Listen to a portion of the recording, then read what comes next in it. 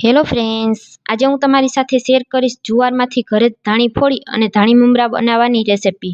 માત્ર 5 જ મિનિટમાં તમે આ રીતે જુવારમાંથી ધાણી બનાવીને તૈયાર કરી શકશો.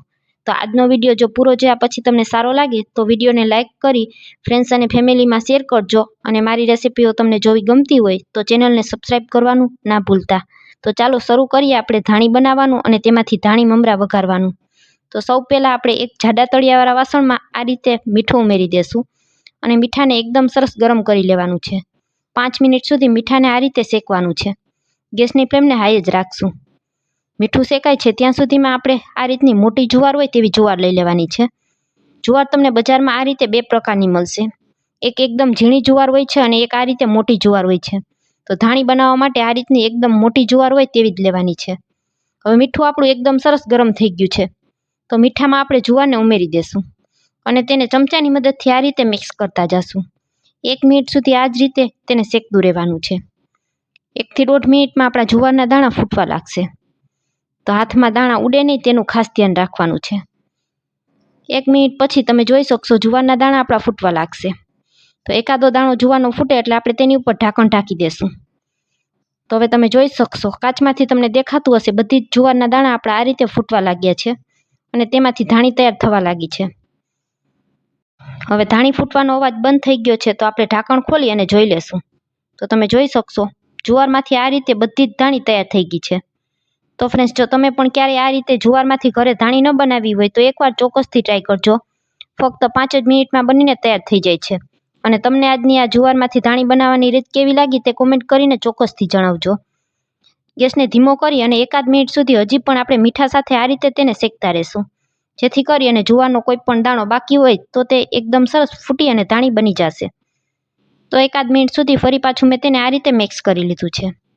હજી પણ તમે જોઈ શકશો કોક જુવારનો દાણો ફૂટી રહ્યો છે. તો 1 થી 2 મિનિટ સુધી જ આપણે ઢાંકણ ઢાંકી અને તેને થવા દેવાનું છે. ધાણી ફૂટવાનો અવાજ બંધ થઈ જાય એટલે તરત જ આપણે ઢાંકણને ખોલી લેવાનું, નહીં તો તમારી ધાણી બળી જશે. હવે બધી જ ધાણી આપણી ફૂટી ગઈ છે. તમને આ રીતે ઝૂમ કરીને બતાવું તો એકદમ સરસ બજારમાં મળે તેવી જ જુવારની ધાણી ઘરે તૈયાર થઈ છે. તમે જોઈ શકશો હવે કોઈ પણ જુવારનો દાણો ફૂટતો નથી. તો આ સમયે હવે આપણે તેને ગેસ પરથી નીચે ઉતારી લેશું અને કોઈ ચાયણીની મદદથી આપણે ચાળી લેવાનું છે. રોટલીનો લોટ ચાળતા હોય એ જ ચાયણીમાં આપણે બધી જ ધાણીને ચાળી લેશું, અથવા ઘઉં ચારવાના ચાયણામાં પણ તમે ચાળી શકો છો. આ રીતે ચાળી લેવાથી વધારાનું મીઠું હશે તે બધું જ નીચે થાળીમાં આવી જશે. આ તૈયાર કરેલી ધાણીને હું તમને તોડીને પણ બતાવું છું. તો આ રીતે એકદમ સહેલાઈથી તરત જ ભૂકો થઈ જાય છે. એકદમ બજાર જેવી ક્રિસ્પી ધાણી બનીને તૈયાર થઈ છે. તો બધી ધાણીને આપણે એક પ્લેટમાં કાઢી લેશું. તો આ રીતે માત્ર 5 થી 10 મિનિટમાં તમારે જેટલી પણ જુવારમાંથી ધાણી તૈયાર કરવી હોય એટલી તમે કરી શકો છો. તો ફ્રેન્ડ્સ, તમે જોઈ શકશો ઝૂમ કરીને તમને બતાવું છું. આ ધાણીને જોતા કોઈ નહીં કહે કે આ આપણે ઘરમાં બનાવેલી ધાણી છે. તો તમે પણ ક્યારે આ રીતે ઘરે ટ્રાય ન કરી હોય તો એકવાર જુવારમાંથી ધાણી બનાવવાની ચોક્કસથી ટ્રાય કરજો. હવે ધાણી મમરા વઘારવા માટે મેં આ રીતે 1 પ્લેટ જેટલી ધાણી લીધેલી છે અને તેના કરતાં ડબલ મમરા લીધેલા છે. થોડા સિંગદાણા લીધેલા છે. 2 અડદના પાપડ લીધેલા છે. આ રીતે મીડિયમ સાઇઝના પાપડ હોય તેવા લીધેલા છે. થોડા લીલા મરચાં અને થોડા મીઠા લીમડાના પાન લીધેલા છે. હવે એક પેનમાં આપણે 2 પાવડા જેટલું તેલ ગરમ કરવા રાખી દેશું. તેલ ગરમ થઈ જાય એટલે સિંગદાણા તેમાં ઉમેરી દેશું. આ ધાણી મમરા આપણે ખૂબ જ ઓછા તેલમાં બનાવીને તૈયાર કરીશું. તો સિંગદાણા એકદમ સરસ ક્રિસ્પી થઈ જાય ત્યાં સુધી આપણે તેને થવા દેશું. 1 મિનિટમાં સિંગદાણા આપણા એકદમ સરસ તળાઈ જશે. તમે જોઈ શકશો સિંગદાણાના આ રીતે બી બધા ફૂટવા લાગશે.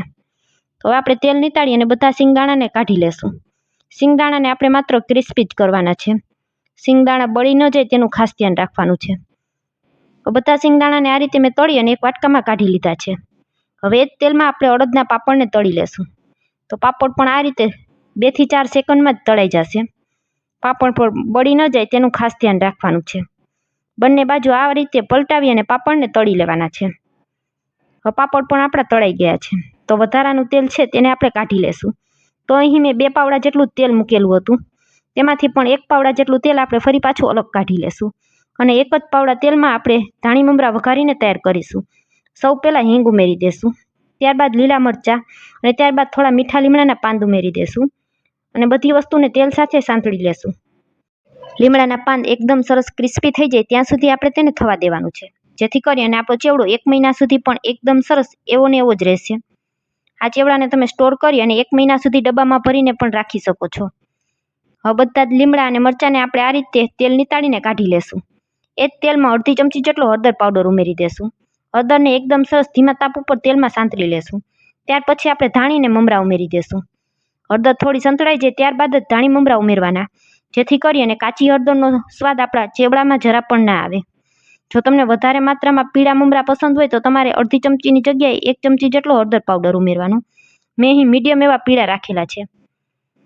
હવે એકદમ સરસ ધાણી અને મમરા બંને હળદર મીઠા સાથે મિક્સ થઈ જાય ત્યાં સુધી આપણે તેને હલાવતા રહેશું. મેં અહીં સ્વાદ અનુસાર મીઠું ઉમેરેલું હતું. મમરામાં મીઠું ઉમેરેલું હોય છે તો આપણે ધાણીના માપનું જ મીઠું ઉમેરવાનું છે. હવે બધી વસ્તુ એકદમ સરસ મિક્સ થઈ ગઈ છે. તો હવે આ સમયે આપણે તળીને રાખેલા સિંગદાણા ઉમેરી દેશું. લીમડાના પાન અને મરચાંને ઉમેરી દેશું અને ફરી પાછું બધું મિક્સ કરી લેશું અને 1 મિનિટ સુધી આ રીતે તેને હલાવી લેશું. હવે જે આપણે પાપડ તળેલા છે તેના નાના ટુકડા કરી અને તેને પણ સાથે ઉમેરી દેશું અને ગેસને હવે આપણે બંધ કરી દેવાનો છે. હળવા હાથે આ રીતે મિક્સ કરી લેશું જેથી કરી અને પાપડ આપણા તૂટે નહીં. હવે તૈયાર કરેલા ચેવડાને આપણે ગરમા ગરમ સર્વ કરી લેશું. તો ફ્રેન્ડ્સ, આજનો વિડીયો પૂરો જોયા પછી જો સારું લાગે તો વિડીયોને એક લાઇક કરી ફ્રેન્ડ્સ અને ફેમિલી સાથે શેર કરજો અને મારી રેસિપીઓ તમને જોવી ગમતી હોય તો મને સપોર્ટ કરવા બદલ મારી ચેનલને સબસ્ક્રાઈબ કરજો.